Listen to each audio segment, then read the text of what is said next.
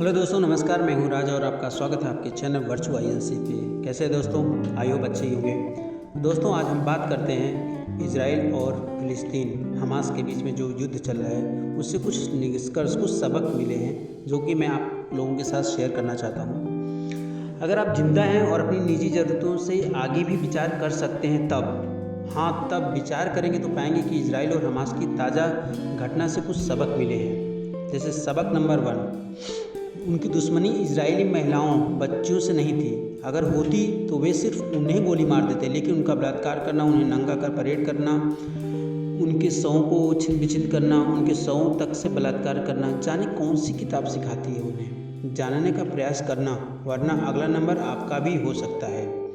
सबक नंबर 2, फिलिस्तीन में महिलाओं और छोटी बच्चों के साथ जो दरिंदगी हुई उससे हमास के मुस्लिम आतंकवादी ही नहीं बल्कि वहाँ की आम जनता और यहाँ तक कि महिलाएं तक शामिल थी। ये सोच आपके आसपास भी पनप रही हो सकती है। जानने का तरीका मैं बता देता हूँ। अपने आसपास वाले से फिलिस्तीन में हुई घटनाओं का जिक्र करें। उनकी हमदर्दी किसके साथ है जानकर अपना भी भविष्य जान सकते हैं। सबक नंबर 3, इजराइल में तो एक गाजा पट्टी है, भारत में हजारों बन चुकी हैं और आपके आसपास भी आती हैं और आप उनकी जद में आ चुके हैं। सबक नंबर 4, आज हमने जाना कि मध्यकाल में हमारे देश भारत में हिंदुओं ने क्या क्या झेला होगा।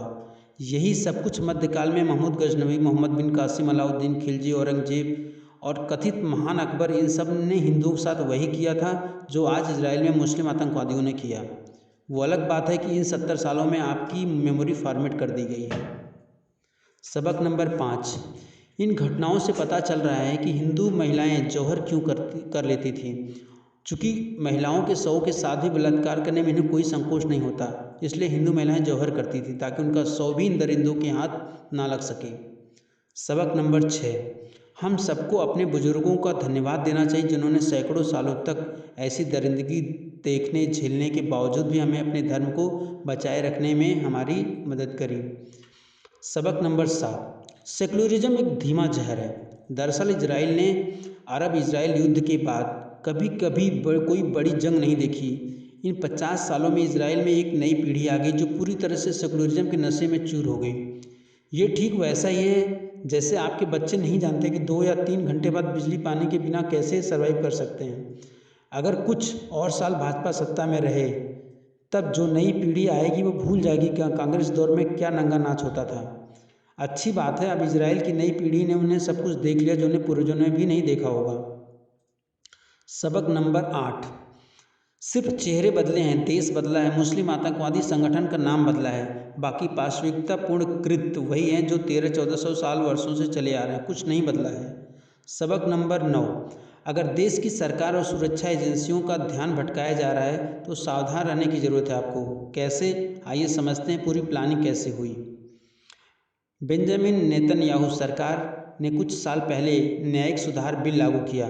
शुरू में इक्का दुक्का लोगों ने उसका विरोध किया। मौके का फ़ायदा उठाकर तुरंत ही वहाँ के वामपंथी विचारधारा के लोगों ने जनता को भड़का कर धरने प्रदर्शन करवाए और पूरे इजराइल में लंबे समय तक हड़ताल, सड़कें बंद कराई गई ताकि इजराइल सरकार का पूरा ध्यान इन धरना प्रदर्शन और हड़ताल के ऊपर रहे। उसके बाद मुस्लिम आतंकवादी इजराइल में घुसे और तबाही मचाई। कश्मीर की तरह इजराइल की मस्जिदों और लाउड स्पीकर बोल उठे।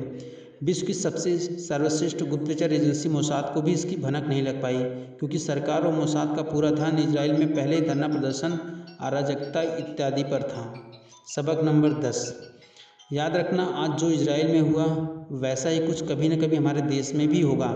ना मानो तो बता दो, पूर्व में कई बार हो चुका है। जैसे जिन्ना के डायरेक्ट एक्शन डे के ऐलान पे हुआ था, कश्मीर में हुआ था, बंगाल, केरल आदि अनेक स्थानों पे हो रहा है और न जाने कितने देशों में हो चुका है।